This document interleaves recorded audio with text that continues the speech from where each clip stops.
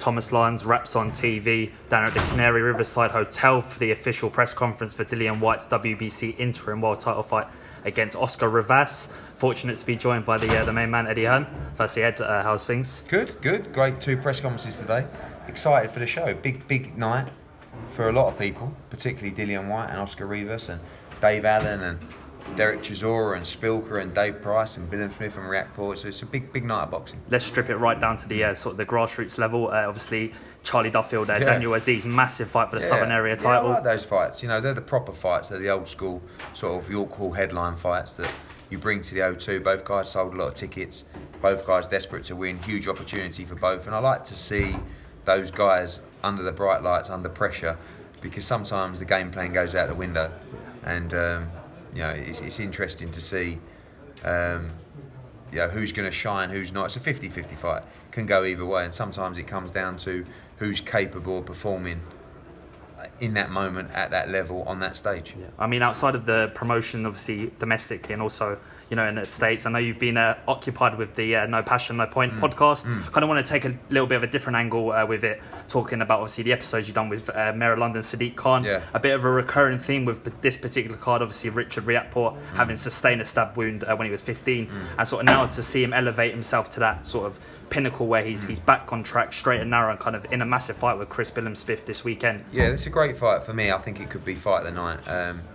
I think when you talk about boxing in the community, what it can do for kids coming through, the hope and the sort of discipline and respect and manners it can give to kids is important. And you know, you're only hearing about the Richard Riakporhe story because we're promoting it and he's telling his story. There's dozens of other stories like that from all fighters who didn't have opportunities growing up and could have gone down a separate path.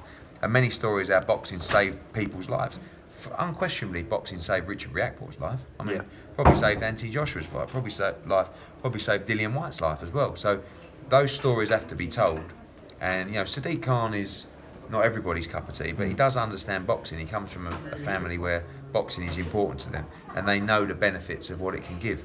And he's the Mayor of London, so you know, you hope that mindset can be put into good use in the community, but he needs funding. He can't even get funding for police, let alone for boxing clubs. 100%. So what chance has he got? But you know, these guys, boxing. I think people sometimes get confused that you know, you're trying to promote boxing in the grassroots for people to become the next star or world champion. Exactly the opposite. It's not. I'm not encouraging people to go to boxing clubs because they could be a world champion.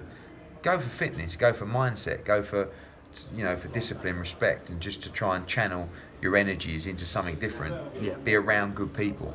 You know, try and have a positive attitude towards life, and that's what he's done for those people as well. Richard Riakporhe may never end up going on to become a world champion, but he's winning already because he's actually doing something now that he loves. He's got an incredible opportunity, but he's already changed his life. So whatever he ends up doing has to be positive compared to where he's come from. And how does that ethos kind of transpire to the fighters that you've kind of worked with from the lower ranks right through to the pinnacle, the world title fights? You know, Dillian Whyte's kind of well documented his background, the way he's, you know, elevated and catapulted himself into the mixed heavyweight order. Obviously, constantly changing at the moment. A lot of stagnation with the WBC. You know, this WBC title shot against Deontay Wilder taken a lot of time to come to fruition. Kind of how pleased are you now that there has been a bit of acknowledgement from the WBC? Yeah, it's important. And you know, Dillian Whyte's one of those guys that no one really wants to fight. If he was, he would have got his shot a lot sooner. But now we've got something in writing on paper that means that if he wins on Saturday night, he does become the mandatory challenger, and that's important to him. And it's going to be a tough fight. You know, I don't expect Rivas to come in and not give it anything else but 110%. I think he's going to be a nightmare in the fight.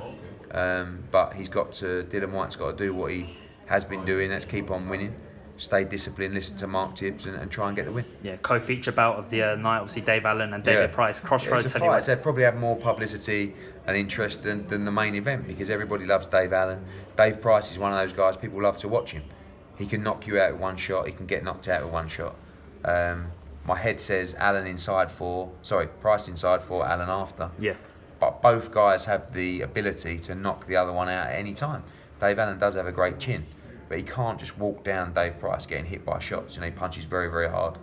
But Dave Allen seems supremely confident, and I expect that to be a brilliant all-British heavyweight fight. Yeah, and I mean, kind of the recurring theme from the press conference obviously talked about Oscar Rivas' amateur pedigree, how that's kind of standed him in good stead for the transition to the pro ranks. Dillian Whyte having to work from scratch, build his way up through the development cycles, the massive platforms, the fights with Chisora, those kind of marquee fights.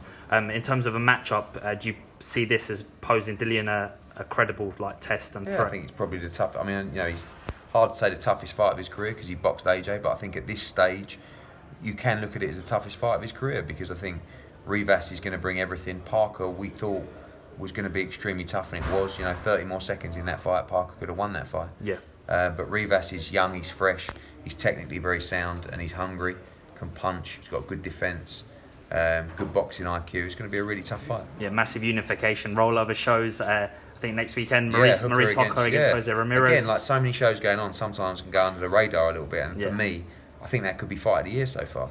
WBO, WBC, welterweight world titles is such a great fight in Dallas, and we can't wait to see who is victorious. Yeah, now one fight obviously that's kind of gone through the amateurs, won everything, and again in the pro ranks she's delivered and sort of made women's boxing go through the roof and sort of set the foundations and the benchmark for young fighters coming through the ranks. Katie Taylor, that controversial fight with Delphine Persoon, just talk to me a bit about sort of what's next for Taylor now. Yeah, I actually watched that fight back the other night, and I thought she won that fight. On the night, I thought it was a draw, but I worried it might go the other way. Yeah. It didn't, and she got the win. I think it could have gone either way on the night.